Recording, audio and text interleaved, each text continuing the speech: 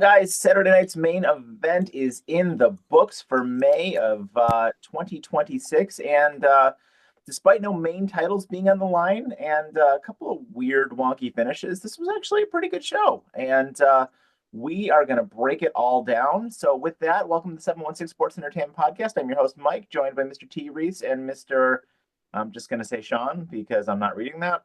So, hey, so guys, what did we think of the show? Did you guys like it overall? Reese, you tied it up with me with Penta getting the retention there. So what did you guys think?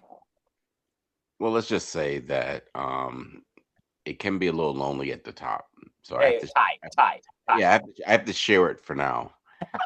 But I am prepared to be on the top lonely.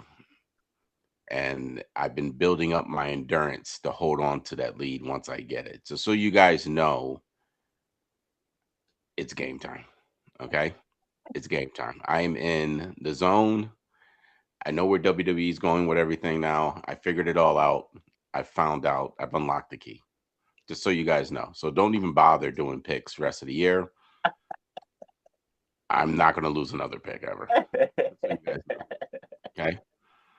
Right. You got one right. Sean was too scared to do his personally. He didn't want to put his face on it because he knew that Reese was going to be taking over fairly soon. So he just said, you know what, forget it. I'll just write it on paper. I didn't want to show my face right now. I just want to put that out there. But getting back to the show. I'm actually, you know what is going on? Why are you putting great shows on a Saturday night main event and can shit all over WrestleMania? I just don't get this. That's the only thing I don't get. It's like you got a Saturday night main event, put on the show that we were asking for. Wasn't a lot of commercials, wasn't a lot of advertising. It was just a show. And the difference when you allow these wrestlers to not be put on some weird time crunch, you're not, granted, there was some weird stuff like you said earlier, Mike, but overall, it was a pretty doggone good show. Overall, really good show. So, T, just it's going to be 1 week while you're tied with Mike. And Sean, when you're not looking up at us, then you can speak.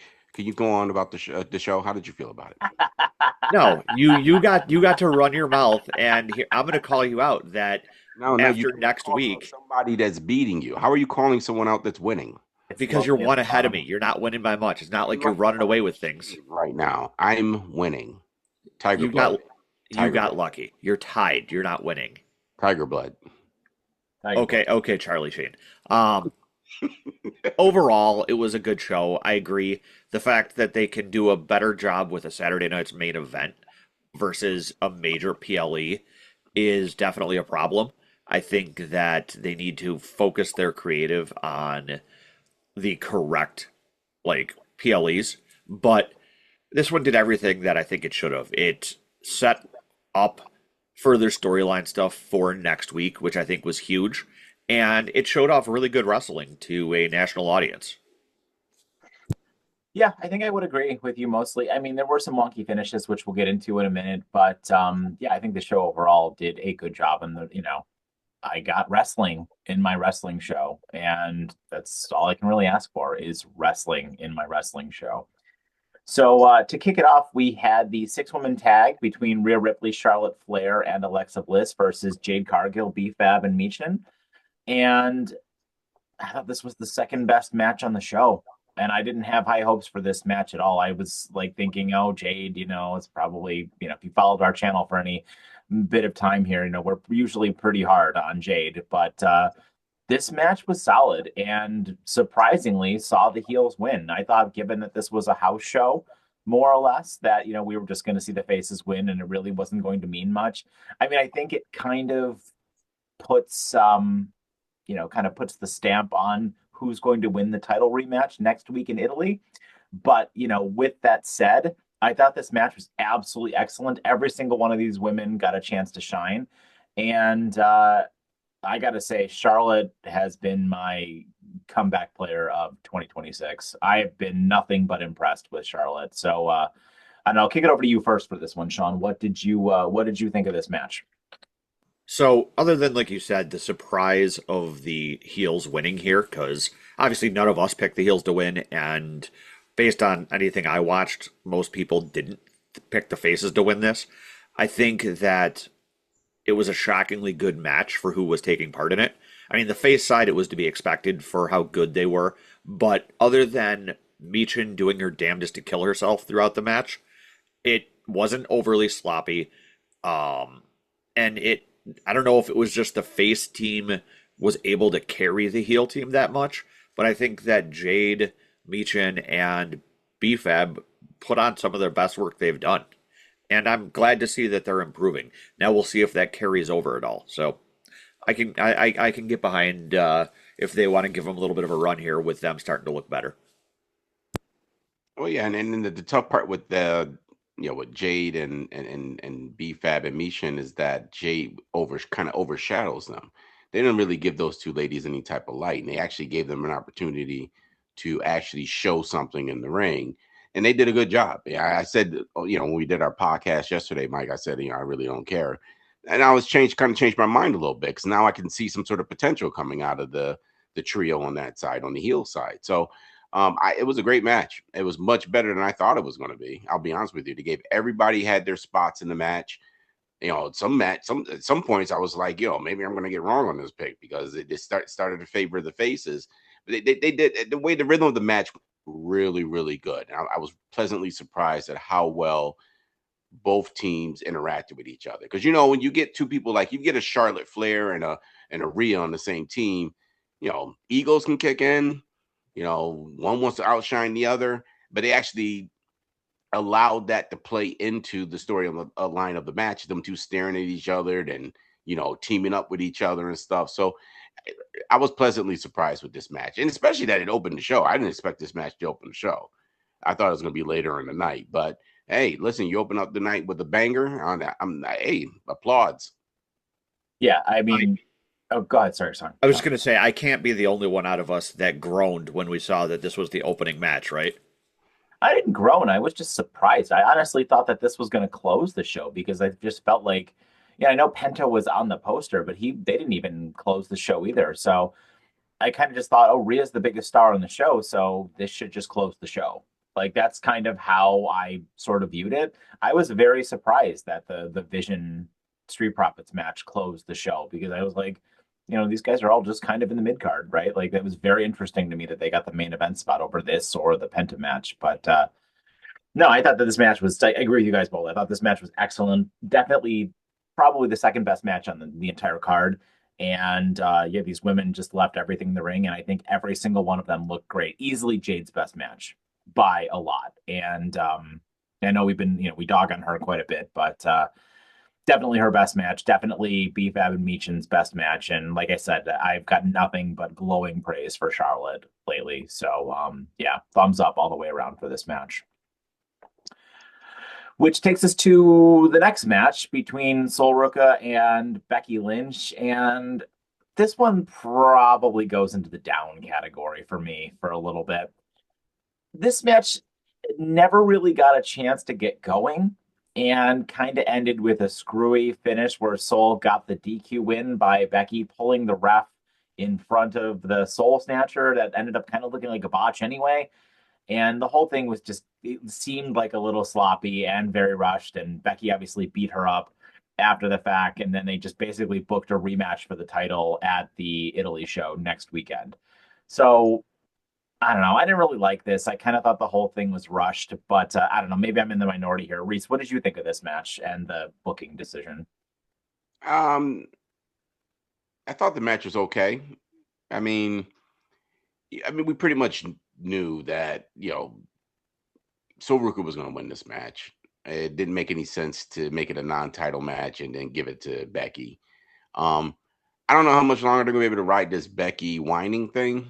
Because I think that kind of is taken away from Becky a little bit because now she's turned into this whiny champion, and someone who could be a closer for WrestleMania is now almost really playing into the mid card type deal now. I just don't like the direction they're going with her, but the match was okay. I mean, The Soul Statue, I think WWE is going to probably have Soul Ruca come out with a second finisher. Because I don't think there's a lot of wrestlers who can fall into that finisher perfectly. NXT, there's a lot of young wrestlers. It looked great with everybody she did it to at NXT. There are a bunch of young people, high-flying people are there. And the main roster, it's kind of up and down, depending on what type of who you're wrestling against. And generally speaking, most of these wrestlers now have two finishers. I'm wondering what they're going to have her do, because I can guarantee you probably soon you're going to have another finisher. She's going to come up with something else to try to end some of these matches. I was all right with the it just played into the storyline with the ref and Becky. I mean, so I wonder when that's gonna come to a head at some point, because every match is the same way with that particular ref. But I mean, it was all right match. It wasn't the greatest match I've seen from Becky. For Soul Ruca, I think she held her own for someone who was first time doing her a PLE. Well, I'm not even going to count this as a PLE, but still, for her first time, being on this type of a show, I thought she did all right. She did okay, but it was an okay match. I mean, the ending, like you said, was a little wonky. Sean? The match itself was all right. I think the biggest problem with the end is it just felt incredibly awkward to me. I will say, I think that if Jessica Carr is the ref for the title match next week, I think Sol Ruca is walking out as champ. And I don't, honestly, I'll save my actual for sure pick for during our predictions this week. But the direction this is going, it feels like it's going to lead to Jessica Carr screwing over Becky at some point and furthering that story. And I think that leads to a title change. But obviously, this was more of a advance a storyline match than any other type of thing. And it did what it needed to. It got them to the point of, we're going to have our title match in Italy and to go from there. And I think both of them looked all right. Like I said, just incredibly awkward looking for the finish. Sean, are you saying you're going to take a little extra time to think about your picks? Is that what you're saying? No, I'm just going to give my actual full pick at the thing. So you want to think about it? No. I know who I'm going to pick. Oh, you know who you're going to pick? Yeah. I'm positive. Unlike you who flip-flops. All I know is that you're looking up. That's all I know. For 1 week. You say so.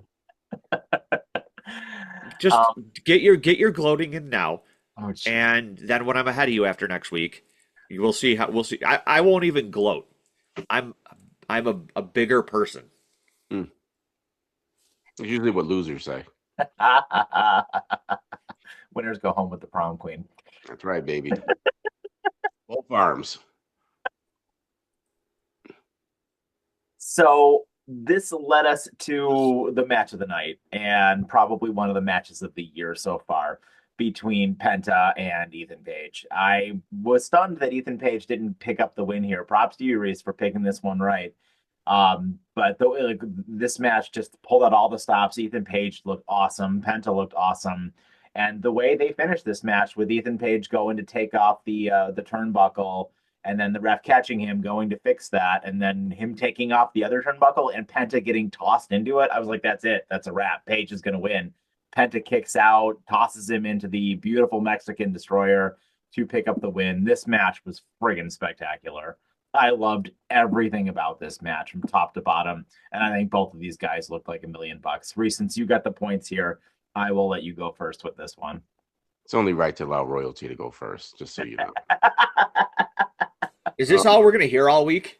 Take it easy, okay? Take it easy, all right? You're getting a little disgruntled. I get it. You had a bad night. Now we're just going to move on, okay? Are we good? Okay, champ. Thank you. More like it. That's Mr. Champ to you. All right, so you know what? I don't even know what to say about this, to be honest with you. I thought it was a very good match, and I think I was more upset that they didn't give Ricky Saints the treatment they're giving to Ethan Page. You know what I mean? And this is how they should have did Ricky Saints. This is how you introduce them into the ring. Then you give them a match with someone like a Penta, allow them to show off everything they can do, and then you let them take off from there. I'm very excited for Ethan Page right now because it seems like they're setting him into title matches, but not at the point where they're going to shove one on him at one point. Like I don't think they're just going to give him a title, soon. But you're allowing him to play into the storylines, play into the roster, mix up. I'm pretty sure they'll mix in other people involved in this too, and you can cross these guys with each other. You know what you got? So what you'll have the 4 again, right? You figure you're going to have Ethan Page, you're going to have Javon Evans, you're going to have Rusev, and you're going to have Penta. So you can cross matches over and over between these guys, eventually until probably SummerSlam. Yeah. And I wouldn't be surprised at SummerSlam to even do another 4-man match. I wouldn't be shocked. So yeah, it was a pretty good match. It was just that I was just kind of like, dude, why aren't they doing this with Ricky Saints? Yeah. I mean, it's a great point, right? And I think that Ethan Page loses nothing in defeat here at all. Loses absolutely nothing in defeat here. I think he comes out of this looking better than he did going into this. Like the crowd, myself included, the crowd that watches these live WWE main event type shows doesn't watch NXT to the degree that, watches Raw, watches SmackDown, watches the PLEs, right? So for a lot of people, this is their first exposure to this guy. And I think he looks great. I think he's an excellent heel, and I think he did a fantastic job. But I don't know. What say you, Sean? So pretty much every match that Penta has just been like gold standard. And you have to give credit to Ethan Page that the fact that he may not be a WWE veteran, but the fact that he is a tenured veteran of the wrestling industry, I think is a huge help to what he does as well. I mean, this match there was no botches. It was incredibly good looking, and it felt like an old school Intercontinental match with the way that Penta sort of outsmarted Ethan Page at the end to get the win, especially after Page tried to cheat there. I loved it. I really felt like they were setting it up though for Page to find a way to steal the title there. So the bigger man that I am, of course, you do deserve the credit for that. But we know you just voted because of your love of Penta, but I would not be shocked if Paige is the first person to take the title off Penta, especially with the way that this match went.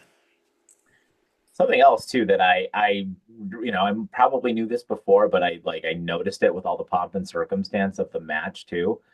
Ethan Page is basically a hometown boy. I mean, dude's from Hamilton, Ontario. That's not that far away. So an extra special shout out for that guy as well. But I agree with you guys both. This match was aces, and if I was to go back and rewatch this show, like this is the one match on the entire show that I would rewatch because it was spectacular. So, which takes us to probably the worst match on the show, and that was Terrence's girl Primo and Paige versus the irresistible, unmovable objects of Lash Legend and Nia Jax. And this match was sloppy. This match was really sloppy, just all over the place. And I don't want to be one of those guys that just throws around the word botch everywhere, but this match was it was sloppy. There's a lot of mistakes. These women just did not seem like they had any chemistry together. I don't want to be like I'm not happy that Brie is getting another opportunity to have a run wrestling, but she looks the part, right? And Paige also looks like she hasn't been in the ring a lot lately. I don't know how much work she's putting in, and Nia kind of always has been a sloppy wrestler, so really no surprise there. And Lash is fine. Like Lash is big, and she's got the she does the size thing here. And honestly, of the 4 women who were in this match, Lash was probably the best one of the 4, but I don't really think that that's saying much. But I don't know, Sean, I'll kick it over to you for this one. What did you think of the match, and obviously the outcome of the face team retaining, which was kind of no surprise here at all? So, as I believe, I don't remember if it was you or one of our commenters said, there's obviously a shelf life on how long Paige and Brie are going to have the titles. But I believe it was Monday, I said that it seemed like with all the work Paige and Brie were doing, they were looking like they were starting to improve in the ring. This I have to take that back with this match. I don't know if it's because they were up against Nash and or Lash and Nia, but it absolutely felt like any steps forward that they had taken, they took back. And I hate to say it, but I think the common denominator there is when Nia Jax is in matches. I don't know if it's just hard to work with her or what it is, but anytime people are in matches with her, they look very bad, just the matches overall. And okay, I think that the sooner we don't have to have Nia and Lash as the opposition for the two of them, and they can move on to other tag teams, the better. Yeah, yeah. Again, the Nia Jax thing. I'm just not the. I've never been a Nia Jax fan. I still cannot figure out why she keeps getting shoved in the matches and being released and being brought back. I just don't. I don't understand. I don't think she really brings much, and I don't think her as a wrestler has really evolved at all. And I don't think it meshes with a lot, especially some of the young talent they have right now. I don't think it really meshes with a lot of people. We've seen this for a while from Nia Jax, just because of her sloppiness. Just she's not very careful in the ring. When she did that sumo slam out on Paige, I think it was on Paige, I thought she broke her ribs because she didn't even release her to let her brace her fall. She held her all the way down to the mat, which wasn't a very safe thing to do. Luckily, I don't think she got hurt out of it. I didn't hear anything about her being injured out of that, but she was holding her side after she got slammed, so could have been played into the match. But the way she pulled that off, it wasn't a very safe way of pulling it off. But I mean, overall, I mean, yeah, it's probably the worst match of the night.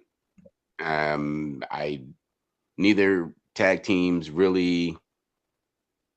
I don't see any future for both tag teams, so it's kind of like this match is just kind of there. It was just kind of like the add on to the show, just to take up a spot.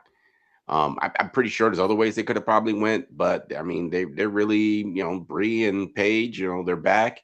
I don't know how long they're going to keep doing this because it's weird that they keep allowing them to do these little sneaky tactics to beat these two all the time. I don't know if there's some sort of angle with this. I guess we'll find out. But overall, it just there was nothing that even gripped me in this match. I just wanted it to end. Yeah, I think you're absolutely right. Once they drop the tag team titles, Paige is going to go on a singles run, and Brie will probably retire or go back into retirement, right? Like, I don't think that, I don't know. I don't really know where I see it going with this. I mean, the 6 or so months we got during the end of 2025 into 2026 with the women's tag team scene was awesome, because all of the stars were in the tag team division, but I think they need to start shifting back to putting more women into singles competition just because you don't have enough women, like who's Rhea gonna feud with once this thing with Jade is done, right? Like, who are we putting up against Liv Morgan?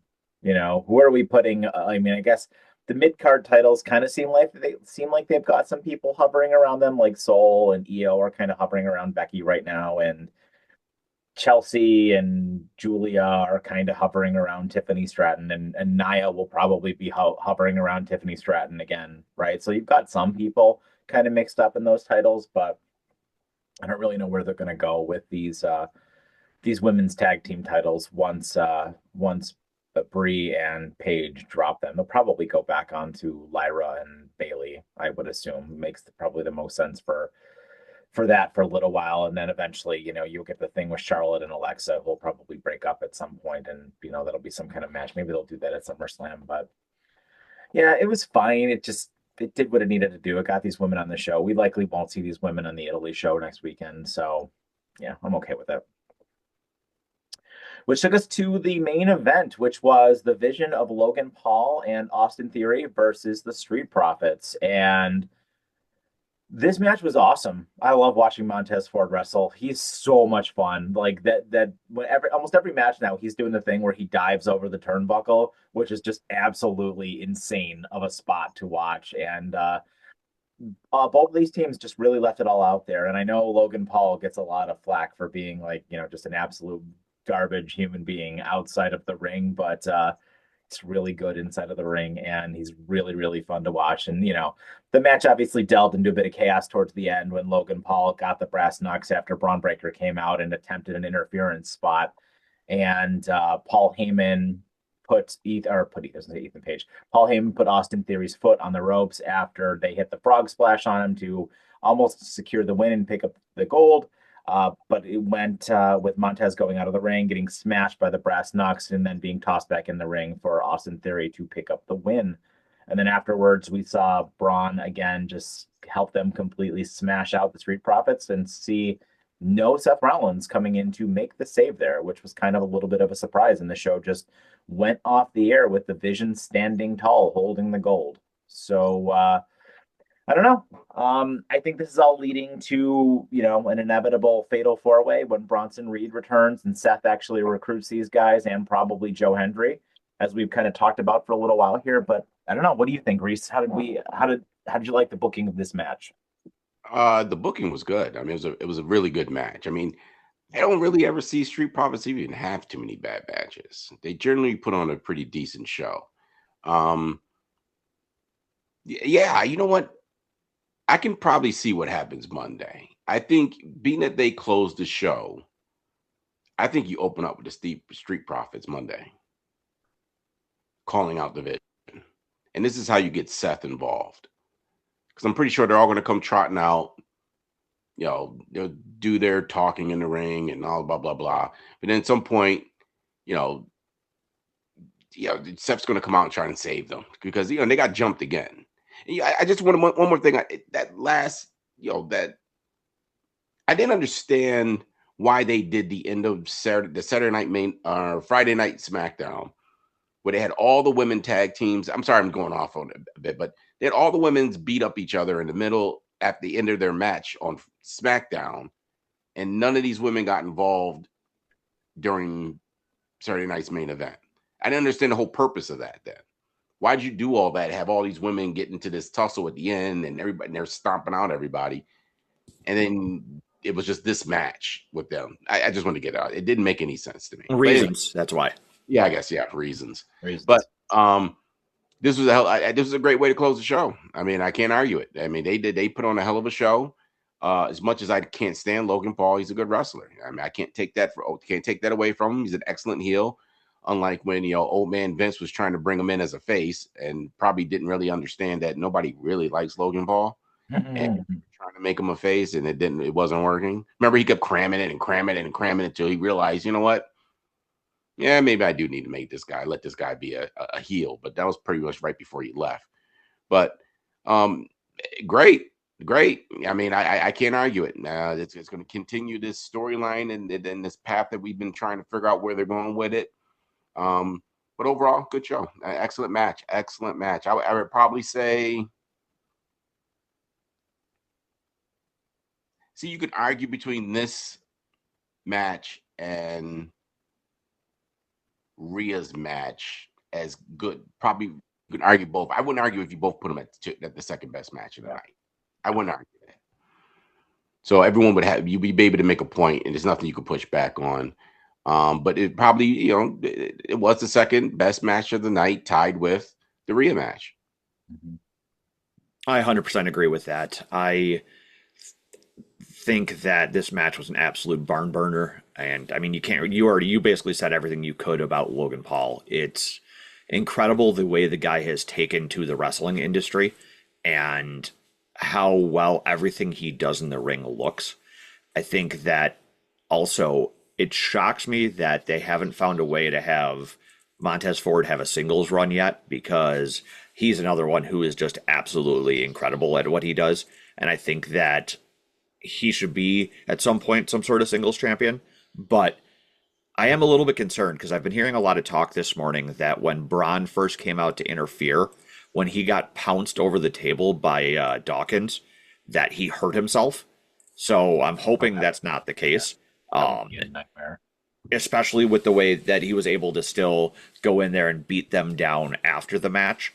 I think that hopefully he's just banged up from that because he took a pretty hard landing on those chairs. But I do think that WWE missed an opportunity by not having Seth make an appearance of any sort here. I think storyline wise that would have helped. And I don't know. I think this was you're completely right. This was probably tied with the Rhea match as the second best one of the night, which honestly is to be expected with everybody who was in this match. And I honestly thought the Profits had it won until Heyman threw Theory's leg up on the rope. I thought we were going to see a title change there. But I don't know. I loved it. I really enjoyed the whole show. And I'm hoping that going forward, we get to see more of this bleed into like Italy next week, and we see as good of a show next week as we did this weekend. Yeah. Yeah, I'm completely with you guys. I thought the match was fantastic. I loved everything about it. And yeah, overall, it was just completely solid. I mean, all four of these guys can go. And to your point, I hope that Braun Breaker is not hurt and that they can kind of continue to move this story forward into, I think, the inevitable 4-on-4 that we're going to get at some point in time. So with that, that was our show. So guys, let's talk about our final ratings for the May 23rd Saturday night's main event. And Reese, I'll start with you. I would absolutely give this an A. I think I give it an A. I mean, it was only one downer out of the matches that we saw. It had, like I said, it was a cohesive show. I mean, I didn't feel like, I had too many commercials. I mean, granted, the only time it probably took a while was the Logan Paul match. It took forever for him to get to the ring. I don't know what that was all about. So I literally left the TV to go take garbage out, whatever. I said, by the time I come up, they'll already be wrestling. By the time I came back up from taking everything outside, Logan Paul and them were just walking to the ring. And I'm like, okay, all right. But overall, I mean, fantastic show. I give it an A. I mean, everything, there's not too many things I can pick at to say this was a downer. It was probably the best show post WrestleMania. So, out of all the shows that should have had an issue with amount of commercials, I would have expected it to be this one, considering as it was on network TV as well. So you have forced commercial breaks, yet somehow they did a better job with this than they did WrestleMania, which blows my mind. Like, I don't know. That's whoever at TKO is in charge of that kind of thing needs to figure their shit out. But overall, I think I give it, I can't quite go a full A. I think I give it an A- because I still don't really, I think the Becky Soul match ending kind of brings it down a little bit. But it's definitely, like you said, it's the best show since this season of WWE started after Mania. And hopefully they can take what they built here and utilize it for upcoming shows. Hopefully Italy is on par with this, and whatever we have in June. What is that? Night of Champions? Yeah, end of June. Yeah, I agree with you guys. I thought the show was excellent. I loved the Penta Ethan Page match, and I thought it was just absolutely spectacular. The women, with the exception of the tag team match, knocked it out of the park as well. They looked great. And the main event was a lot of fun. So I think with that, my final rating for the show is where was Jesse Ventura out of 5?